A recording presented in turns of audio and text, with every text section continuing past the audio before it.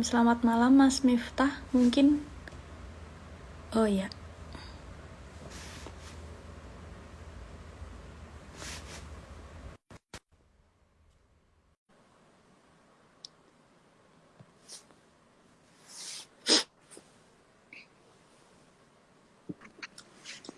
Halo, selamat Selamat malam. malam Mas Miftah. Halo, sehat Ya, ya? sehat alhamdulillah. Tuh, luar biasa tuh Em, background ya. Bentar sambil nunggu teman-teman masuk dulu ya Mas. Ya, nah, nggak apa-apa. Ya, mungkin sekitar 6 atau berapa gitu bisa langsung kita mulai. Iya, ya. Em, Ini posisi di mana ini? Di Malang.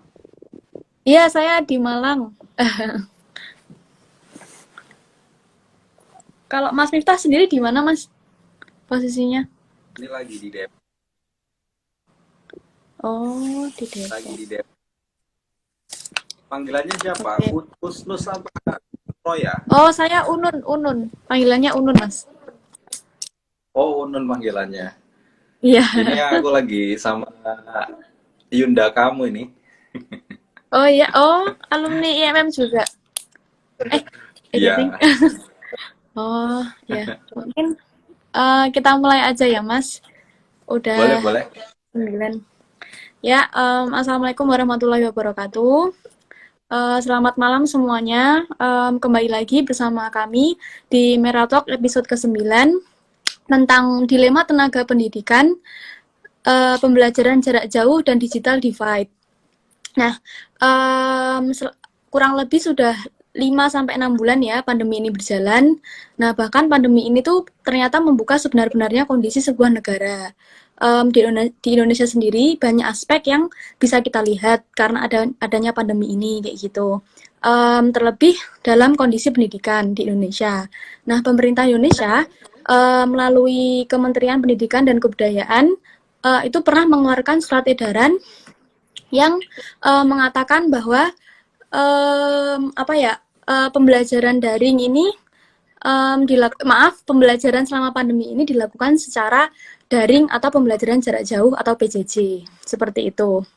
Nah, tapi ternyata pemberlakuan PJJ ini atau pembelajaran secara daring ini tuh apa ya, banyak menimbulkan masalah yang baru. Contohnya apa ya, dilema tenaga pendidikan yang apa ya, yang dirasakan oleh para pendidik, yaitu salah satunya adalah digital divide atau kesenjangan digital. Jadi karena mungkin guru-guru itu banyak orang yang gagap teknologi sehingga jarang guru-guru yang bisa mengikuti pembelajaran dan apa ya, KBMB ini yang mengikuti KBMB seperti itu. Dan akhirnya ini menjadi problema tersendiri bagi pendidikan di Indonesia. Nah, malam sebentar. Kita akan mengupas tuntas semuanya, tentunya dengan narasumber yang memang ahli di bidangnya. Hari ini kami sudah bersama dengan Mas Miftah. Beliau adalah seorang alumni alumni Indonesia Mengajar dan sekarang beliau merupakan tim teknis Dirjen GTK Kemendikbud. Selamat malam Mas Miftah. Halo, malam Unun Iya. dan teman Nah, sekalian. Salam semua. ya, siap. Nah, seperti yang apa ya kami bicarakan di awal bahwa ternyata pandemi ini tuh membuka sebenar-benarnya kondisi sebuah negara, terutama di Indonesia ya, Mas. Apa ya, agaknya itu Indonesia tuh masih belum siap gitu, Mas, dengan adanya pembelajaran secara daring atau pembelajaran jarak jauh atau PJJ. Nah, menurut Mas sendiri nih, sebenarnya bagaimana sih Mas kesiapannya negara Indonesia tuh dalam apa ya menerapkan pembelajaran jarak jauh selama ini setelah 5 bulan atau 6 bulan dilakukan? Ya, makasih Unun atas pertanyaannya, menarik ya, Iya, terkait dengan dilema guru kita ini. Yang perlu kita ketahui sebenarnya bahwa kita nggak bisa melihat konteks pandemi ini dalam konteks Indonesia saja gitu. Jadi yang kena dampaknya itu seluruh dunia. Bahkan UNESCO bilang kalau lebih dari 90% populasi murid-murid kita, siswa-siswa kita, peserta didik kita tuh kena dampaknya gitu. Baik sistem pendidikannya maupun penutupan sekolah gitu. Jadi hampir lebih dari 1,5 miliar anak-anak itu kena dampaknya. Bahkan bukan hanya anak-anak, tapi guru-gurunya juga kena dampaknya seperti itu. Jadi memang ini masa yang sulit, masa yang tidak kita duga-duga, namun ada opsi menyerah, namun ada opsi untuk menjawab tantangan ini gitu. Jadi kita coba lihat dari dua perspektif itu. Jadi memang kalau sempat Kementerian Pendidikan dan Kebudayaan itu sempat survei bahwa kalau di konteks Indonesia itu 96,6% siswa seluruh Indonesia itu memang belajar dari rumah karena kebijakan yang diambil karena efek pandemi ini. Dan konteksnya juga tidak terlepas dari krisis kesehatan dan krisis ekonomi yang sedang berjalan gitu. Jadi ini satu kesatuan yang nggak bisa dipisah gitu. Jadi karena efek pandemi berimbas ke kondisi kesehatan yang membuat kita lebih waspada terkait dengan kebersihan, kemudian lingkungan kita, kemudian bisa menjaga diri kita, dan kemudian juga efek ekonomi yang mungkin itu sangat berpengaruh. Nah ini juga membuat kondisi pendidikan kita jauh lebih tertantang terkait dengan masa pandemi ini. Memang kalau kita lihat misalnya kesenjangan digital di daerah-daerah tuh memang ini sangat santer ya, dan itu dikeluhkan banyak pihak gitu terkait dengan akses internet misalnya. Ini juga bukan hanya urusan Kemendikbud selaku pengelola atau membina para guru gitu. Itu ada kaitannya dengan fasilitas infrastruktur di daerah. Misalnya Kominfo bilang ada sekitar 13 ribuan desa yang belum ada akses internetnya. Nah ini kan perlu upaya komunikasi lintas kementerian untuk menjawab hal-hal ini gitu.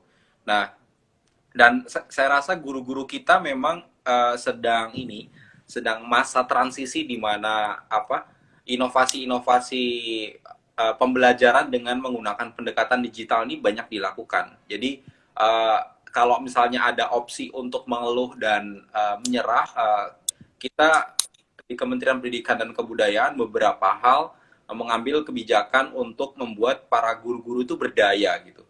Misalnya ada platform guru berbagi. Kalau Unun dan teman-teman dan Bapak Ibu guru yang ada di sini misalnya coba dibuka platform guru berbagi itu udah ada 16.000 RPP masa pandemi yang udah diunggah guru-guru kita gitu. Jadi kan mereka menjawab tantangan ini dengan membuat aksi atau membuat produk atau pemikiran mereka, RPP mereka di mana menjawab masa tantangan ini, dan mereka bagikan ke guru-guru seluruh Indonesia gitu. Jadi banyak ternyata guru-guru kita itu yang sangat sangat positif, punya sikap pembelajar sehingga mereka bisa menjawab tantangan ini gitu. Dan itu udah diunduh 7 juta guru loh. 7 juta guru dan tenaga pendidikan seluruh Indonesia gitu. Jadi itu salah satu bukti bahwa guru-guru kita itu menjawab pembelajaran jarak jauh atau masa pandemi ini dengan belajar dan terus berbagi. Itu sih. Tapi apakah guru angka-angka yang disebutkan Mas Miftah itu apakah sudah mewakili guru-guru yang memang benar-benar bisa kayak gitu loh. Soalnya kan ada juga nih Mas, misalnya ada orang yang guru yang memang udah sepuh, misalnya umurnya 50-an ke atas seperti itu yang masih mengajar di sekolah-sekolah, tapi ternyata memiliki kegagapan teknologi dan akhirnya kegagapan teknologi tersebut akhirnya yang membuat pembelajaran di selama daring ini sama pandemi ini jadi tidak efektif seperti itu. Iya, memang efektivitas pembelajaran masa pandemi ini kan, maksudnya ini kan masa transisi yang tadi saya sampaikan bahwa uh, guru-guru yang mungkin belum terbiasa dengan teknologi, guru itu kan juga harus belajar gitu. Jadi bukan guru harus bisa semua, tapi guru harus sikap pembelajar itu tadi, kemauan untuk belajar gitu. Lah bagi guru-guru senior yang mungkin belum terbiasa dengan teknologi, itu masa pandemi ini banyak sekali yang belajar gitu. Bisa kita lihat juga di webinar misalnya. Itu kan awalnya guru sebelumnya nggak mau dan bahkan jarang untuk ikut pelatihan-pelatihan. Tapi karena konteks pandemi, mereka mau nggak mau untuk belajar terkait dengan adaptasi pembelajaran di masa pandemi ini gitu. Di banyak sekali webinar-webinar yang dilaksanakan oleh berbagai pihak, baik dari Kementerian Pendidikan dan Kebudayaan, Asosiasi Profesi Guru, kemudian pegiat pendidikan dan beberapa lembaga swadaya masyarakat itu banyak sekali melakukan webinar terkait dengan adaptasi masa pandemi ini gitu. Nah kalau konteks belajar tuh kan nggak harus langsung bisa gitu. Misalnya Iya. guru biasa, misalnya guru-guru senior ya, terbiasa dengan melakukan pembelajaran tatap muka gitu. Namun di masa pandemi ini ada tantangan lain, mereka harus terbiasa dengan menggunakan teknologi informasi sebagai alat dukung untuk proses pembelajaran. Nah, memang kita nggak bisa tuntut mereka untuk harus maksudnya langsung menyesuaikan dengan kompetensi yang ada gitu. Perlu proses bahwa guru itu memang perlu terus belajar sih gitu. Nah, masa pandemi ini momentum yang sangat luar biasa untuk kita semua, bukan hanya guru-guru, untuk kita semua untuk belajar gitu. Mungkin sebelumnya Unun juga nggak kenal Zoom itu apa gitu. Iya. Bahkan saya nggak kenal Zoom gitu. Sekarang kita semua jadi tahu beberapa platform video conference yang bisa dilakukan atau digunakan untuk pembelajaran. Nah, guru-guru kita juga sama gitu dan sama kita juga bisa belajar dari masa pandemi ini. Guru-guru kita juga akan terus belajar di masa pandemi ini gitu. Ya ya. Ini ya Mas, jadi setidaknya meskipun ada banyak keterbatasan selama pandemi ini, tapi tidak menuntut kemungkinan untuk guru-guru itu juga belajar seperti itu ya. Maksudnya meskipun tidak tidak lantas menjadikan pandemi ini tuh sebagai momok yang berat bagi para pendidik seperti itu. Nah, terus ini juga sih Mas, kemarin tuh saya sempat baca-baca sedikit gitu tentang teori kesempurnaan media atau media richness yang bilang bahwa interaksi tatap muka itu tuh menjadi medium paling kaya yang dapat mereduksi keambiguan para seseorang kayak gitu. Nah, sedangkan kemarin itu saya pernah membaca kayak gitu bahwa pembelajaran secara jarak jauh ini tuh bakal diterapkan selamanya kayak gitu. Nah, padahal ketika lihat teori yang tadi saya sebutkan, yaitu teori media richness itu, bahwa sebenarnya media tatap muka itu tuh mereduksi keambiguan gitu loh. Nah, kok semisalnya pembelajaran secara daring ini tuh tetap diteruskan, lantas mau jadi seperti apa namanya murid-murid Indonesia ke depannya kalau ternyata banyak yang ambigu kayak gitu. Karena kan kok melihat di teori yang tadi yang saya sebutkan, kok misalnya daring tuh jadi nggak efektif, jadi malah memunculkan keambiguan kayak gitu Mas. Ya, memang pendidikan tuh kalau misalnya isu pembelajaran jarak jauh itu tidak ada statement yang lantas mengharuskan permanen pendidikan jarak jauh secara permanen itu nggak ada di Kementerian Pendidikan dan Kebudayaan. Adapun itu mungkin dipotong kalimatnya ya. Jadi saya ingin klarifikasi Iya, dulu. iya.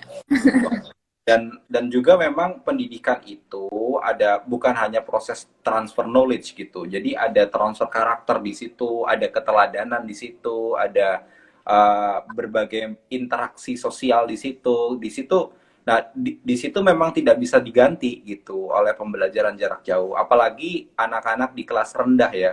Itu sangat sangat butuh keteladanan dari guru-guru kita gitu dalam proses pembelajaran. Nah, kalau teman-teman dan Unun lihat kemarin sempat ada konferensi pers terkait dengan keputusan bersama 4 menteri yang sudah coba membuka dengan protokol kesehatan yang ketat di zona hijau dan zona kuning itu sudah diperbolehkan untuk membuka Dibuka. pembelajaran tatap muka seperti itu dan itu juga menjawab keresahan orang tua yang udah banyak yang resah secara pikirannya stres gitu di rumah nggak bisa dampingin anak gitu dan itu sebenarnya salah satu hikmahnya juga bisa kita lihat bahwa orang tua akhirnya merasakan betul bahwa mendidik anak, mengajarkan anak itu memang sangat butuh effort gitu, dan tidak hanya diberikan kepada tanggung jawabnya itu tidak bisa dilimpahkan ke sekolah gitu. Dengan adanya pandemi ini membuka pola pikir kepada orang tua, oh bahwa ternyata mendidik anak itu sangat luar biasa, mendidik dan mengajar ya itu sangat luar biasa menantang seperti itu. Dan apa yaitu tadi pembelajaran jarak jauh, konteks kebijakan saat ini di zona hijau dan zona kuning sudah dibuka dengan protokol yang kuat. Jadi Pemdanya harus ngasih izin, itu yang pertama. Kemudian sekolahnya juga ngasih izin, itu yang ketiga. Orang tuanya melalui komite harus ngasih izin. Kalau tiga unsur ini nggak ngasih izin, sekolah nggak bisa dibuka gitu. Jadi itu cukup kebijakan ini tuh melibatkan para sekolah dan bahkan orang tua untuk memutuskan anaknya boleh boleh sekolah atau tidak. Dengan kan yang jadi prioritas saat ini itu memang isu kesehatan gitu. Jadi Kementerian Pendidikan dan Kebudayaan menempatkan kesehatan dan kesehatan para siswa tenaga pendidikan itu jadi prioritas nomor satu gitu, sehingga pembelajarannya akan menyesuaikan dengan prioritas pertama, yaitu kesehatan itu tadi gitu. Jika ada sekolah yang buka, pasti itu dipastikan Pemdanya ngasih izin, sekolahnya ngasih izin, orang tuanya ngasih izin. Bahkan jika sekolahnya itu udah ngasih izin, tapi anak kita misalnya nggak, kita khawatir dan nggak boleh sekolah, itu masih bisa gitu. Secara pribadi nggak, tetap ikut pembelajaran jarak jauh gitu sih. Baik-baik. Jadi apa ya, isu yang tadi saya awal sebutkan kalau ternyata pembelajaran daring bakal diterapkan selamanya itu ternyata tidak benar dan sudah dikonfirmasi oleh Mas Miftah sendiri yang notabene adalah sebagai tim Dirjen GTK Kemendikbud. Kayak gitu. Jadi aman ya Mas ini. Nah, terus lanjut juga Mas. Kemarin saya juga sempat baca-baca tulisannya Mas Miftah di Geotimes yang judulnya itu revolusi ekosistem pendidikan di Indonesia. Nah, seperti itu. Nah, di tulisannya Mas Miftah itu menyebutkan bahwa pendidikan yang ideal itu tuh seperti gagasannya siapa namanya? Ki Hajar Dewantara, yaitu Tri Pusat Pendidikan. Nah, kok ngebufferin ya?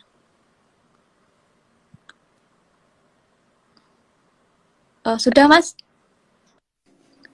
Tri Pusat Pendidikan yang digagas oleh Ki Haji Dewantara. Nah, apakah sebenarnya ketika pandemi ini berlangsung, gagasan tersebut itu sudah sesuai belum sama gagasannya?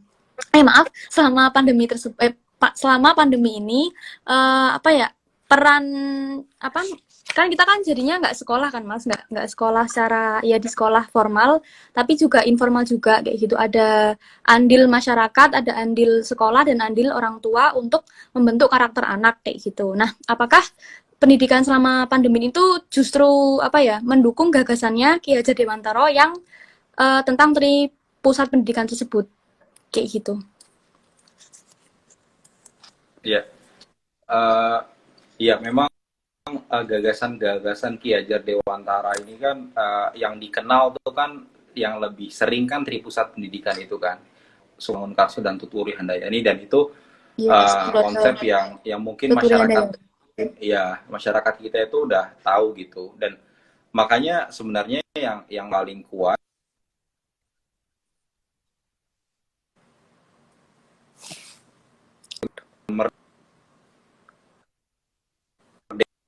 Merdeka Belajar itu juga salah satu filosofinya juga mengangkat dari Ki Hajar Dewantara gitu. Nah, sebelum masa pandemi ini, kalau misal saya mengeluarkan berbagai jadi sebelum pandemi ini hadir juga mengeluarkan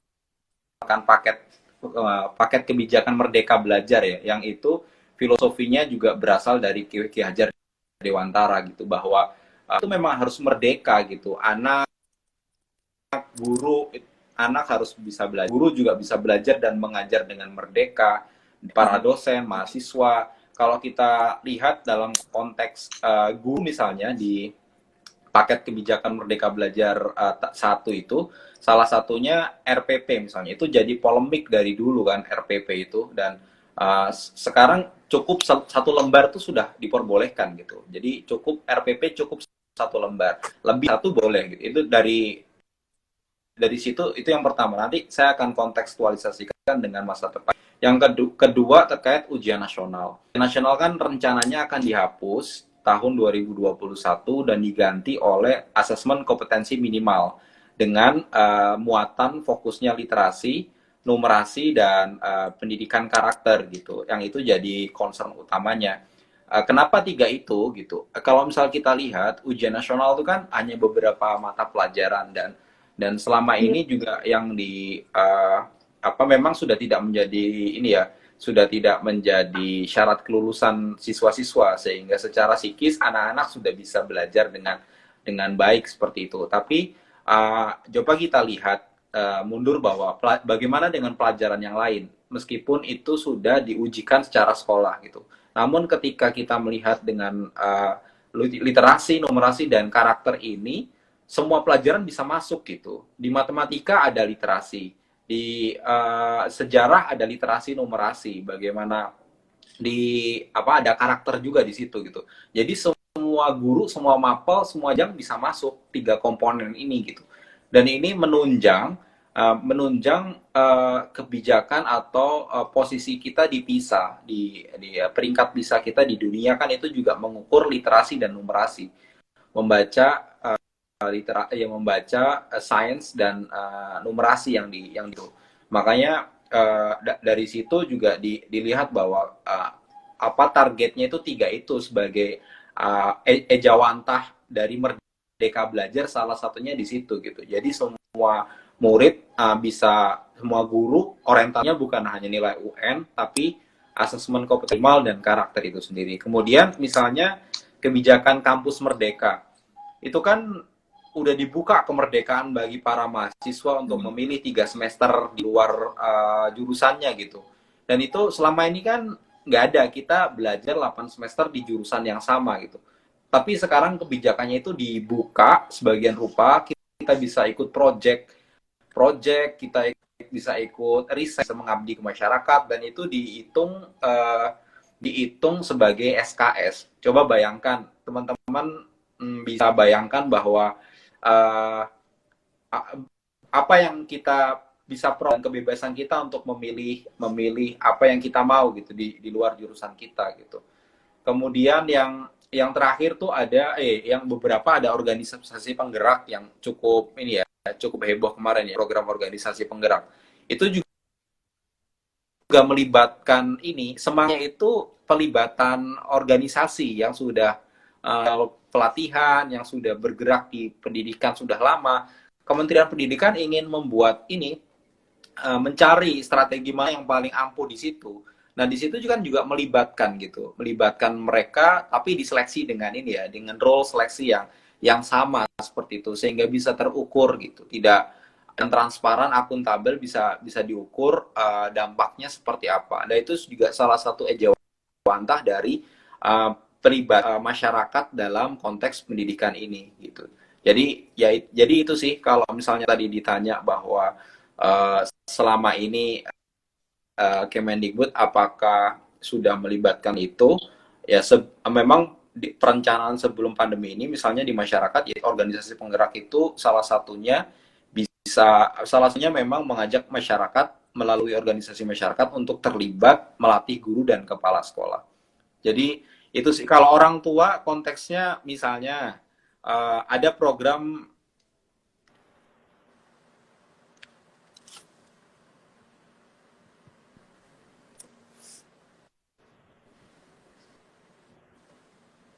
Halo Nun. Halo, ada program apa tadi Mas? Saya tadi ini ke Misalnya apa? kalau orang tua, Kepotong.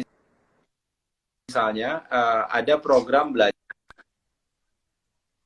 iya ya, program belajar dari rumah dari TVRI. Yang satu menjawab pembelajaran di masa siswa itu bisa melihat itu Senin sampai Jumat jam 8 sampai jam berapa, saya lupa jamnya. Juga melibatkan orang tua kan untuk untuk mendampingi anak, at least, meminta anak untuk lihat televisi gitu. Jadi di situ juga pelibatan orang tua juga sangat terlibat. Nah ini ada yang menarik, kemarin kita coba survei 1.000 orang tua terkait ini, 8, lebih dari 80% orang tua kita, orang tua anak-anak itu terlibat untuk membimbing atau mendampingi anak dalam belajar dari rumah. Berarti itu kan apa ya?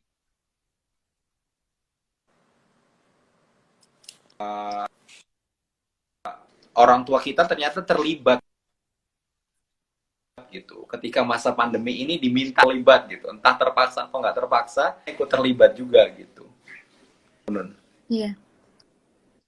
Jadi ini, oh ya, jadi apa namanya, selama pendidikan ini tuh jadi lebih ini ya, apa, mengikut sertakan peran masyarakat, keluarga, dan ya lingkungan seperti itu untuk ikut andil dalam pendidikan anak kayak gitu kan. Jadi apa ya, kalau yang dulu tuh kita ngeras apa ya, kalau dulu tuh kita ngerasanya ya pendidikan tuh hanya di sekolah aja, tapi ternyata tidak kayak gitu. Pendidikan bisa dari mana saja, terutama lingkungan masyarakat dan keluarga kayak gitu. Oh ya Mas, saya juga ingin apa ya, sedikit kepo sih. Tadi kan Mas siapa namanya Mas Miftah bilang kalau di Merdeka Belajar ini tuh kita, Kemendikbud itu mengangkat literasi, numerasi sama karakter kayak gitu. Nah, ketika sudah diterapkan Merdeka Belajar ini, itu apakah apa ya, angka literasinya masyarakat Indonesia itu jadi naik atau malah jadi turun?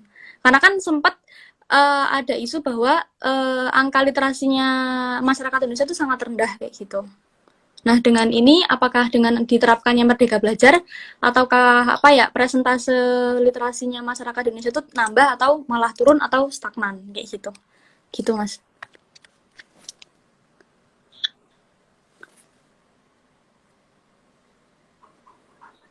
Ya kan kalau kita lihat kan itu kan kadang kan kita melihat bisa bisa melalui ukuran, entah melalui survei atau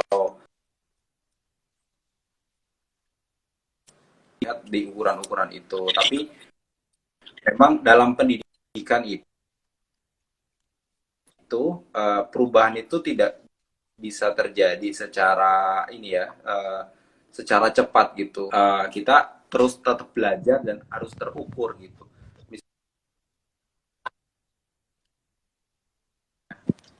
Perubahan penghapusan UN kan sebenarnya rencananya akan dilaksanakan tahun depan gitu. Nah, kita bisa lihat misalnya apakah konsistensi paket kebijakan Merdeka Belajar ini akan membuahkan hasil, misalnya ya, ketika proses pembelajaran orientasinya sudah dialihkan kepada 3 tadi, literasi, numerasi, dan karakter, dan sudah ada asesmen kompetensi minimal, dan itu bisa kita lihat seperti apa. Kalau ukurannya PISA, itu kan PISA setiap 3 tahun sekali. Nah, kita bisa lihat di situ nanti apakah PISA kita naik atau tidak.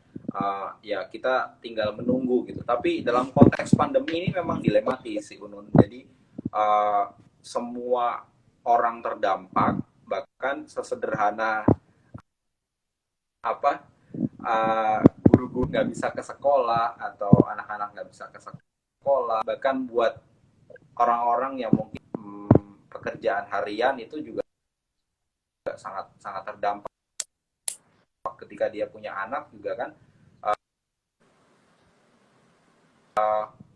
Itu juga mengganggu atau apa proses juga nggak mudah. Jadi kita lihat aja ukuran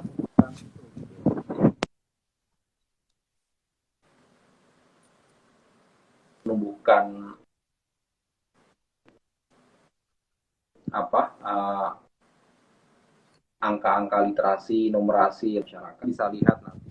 Apakah di kampus-kampus itu sudah lakukan paket kebijakan kampus merdeka itu tadi? Bayangin ya, kebijakan itu konsisten dan tidak ada pandemi gitu, dan ada 5 tahun aja.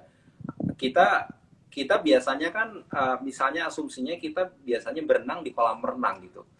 Jadi kayak Unun misalnya, Unun ya belajar tentang jurusan Unun gitu, dan padahal dengan jurusan yang lain gitu. misalnya kita ngomongin project, itu kan berbagai jurusan bisa terkolaborasi di situ gitu, nggak berdiri sendiri gitu. Bahkan misalnya ekonomi pembangunan atau misalnya di pertanian itu ada konteksnya dengan dengan misalnya dengan logi atau dengan matematika atau dengan sains itu sendiri, itu kan nggak bisa dilepas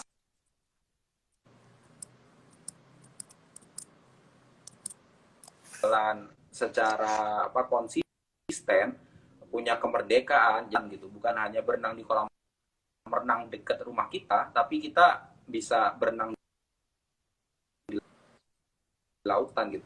Saya bisa ambil paket pengajar di daerah tertinggal atau daerah selatan atau di mana, dan saya ngajar di situ langsung, itu bisa terakumulasi oleh SKS kita gitu. Jadi saya tahu konteks permasalahan sesungguhnya di kelas, di masyarakat itu seperti apa gitu. Kita banyak berbicara tentang hal-hal teoritis di kelas gitu. Makanya ya saya yakin paket kebijakan Merdeka Belajar ini orientasi pertamanya memang untuk anak gitu, anak dan anak. Masa dukungan untuk guru, dosen, kepala sekolah itu memang instrumen untuk lagi-lagi tujuannya ke anak gitu.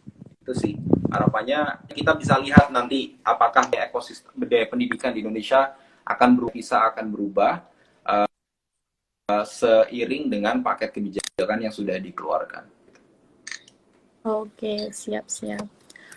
Terus ini ya Mas, saya juga ingin tanya lagi sekali lagi sebelum nanti saya buka satu termin untuk teman-teman di sini yang menonton live ini untuk bertanya. Nah, tadi kan kita udah membicarakan tentang kebijakan nih Mas. Saya sekarang pengen nanya tentang digital divide kayak gitu. Nah, ternyata kan dari data-data yang memang disajikan di berita-berita maupun dari pemerintah itu, halo Mas Miftah, bisa dengar suara saya? Halo. Halo. Soalnya di sini buffering, di layar sini Mas Miftah buffering. Udah belum? Oh ya. Udah. Nah, itu apa? Saya lupa jadi. Oh ya. Karena pandemi ini tuh jadi jadi memperlihatkan kayak gitu loh Mas, kok misalnya ternyata infrastruktur tuh juga berpengaruh bagi pendidikan di Indonesia. Kan tadi Mas bilang Mas di awal bilang kalau ternyata ada empat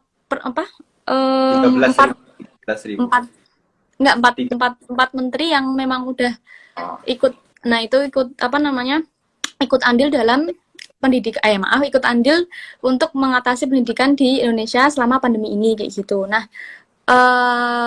karena infrastruktur yang tadi tidak merata itu, akhirnya banyak masyarakat yang memang dia itu memiliki keterbatasan gawai atau bahkan tidak punya kayak gitu. Nah, karena kondisi seperti itu jadi membuat kesenjangannya itu tuh semakin jelas kayak gitu loh Mas.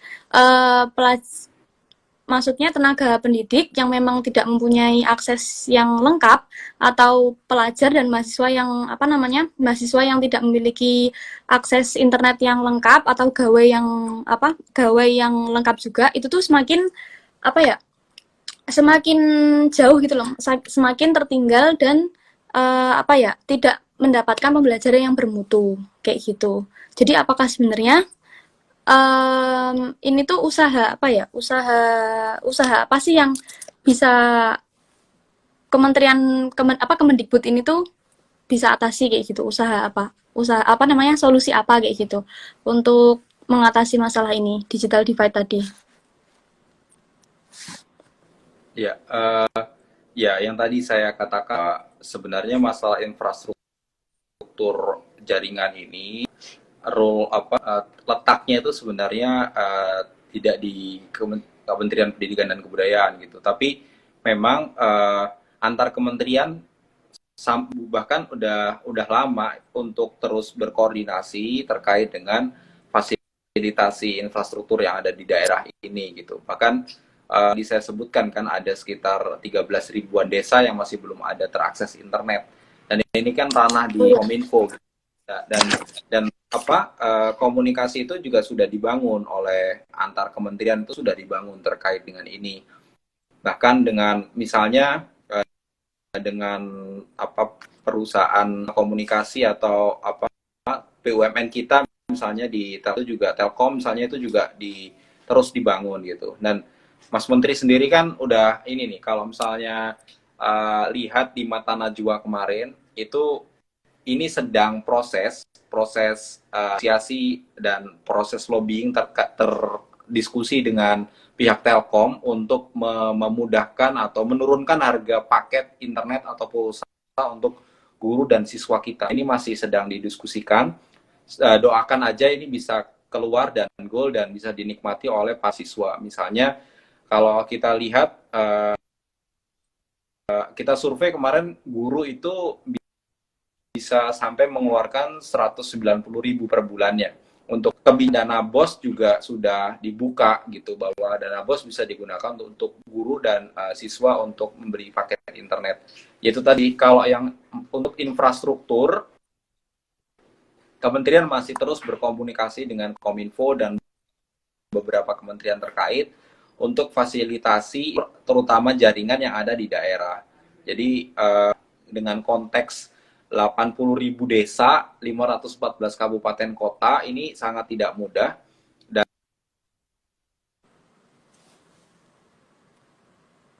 jawab kesenjangan infrastruktur ini terus dilakukan. Seperti kebijakan yang paling cepat, tidak melibatkan banyak kementerian, diambil. Dan buka fleksibilitasnya, bisa digunakan guru untuk beli pulsa,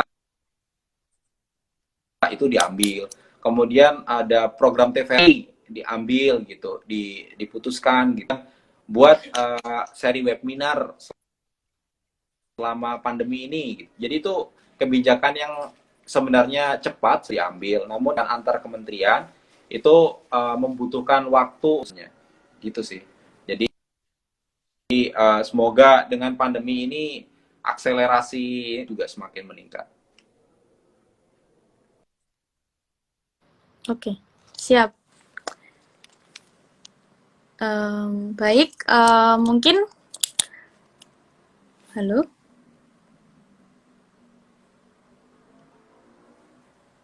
Mas. Oh, udah ngebuffering terus, Mas, maaf. Baik, Mas Miftah, terima kasih atas jawaban-jawabannya.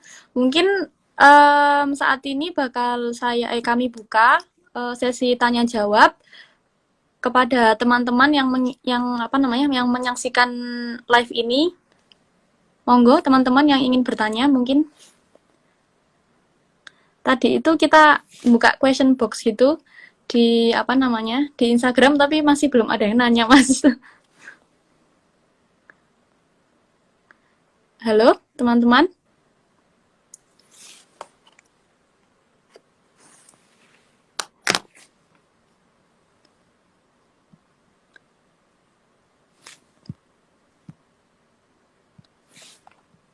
Ada yang mau bertanya kah?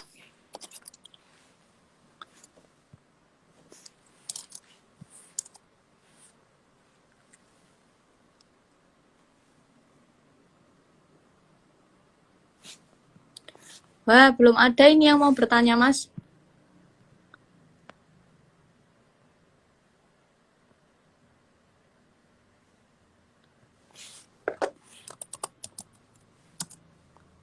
Halo?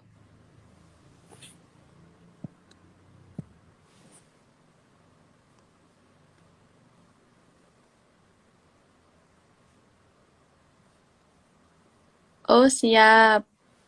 Salam kenal juga. Tidak ada yang bertanya kah?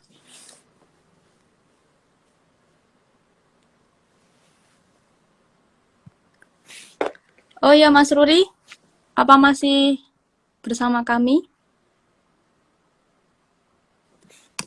Oh, tiba-tiba muncul suaranya. Halo?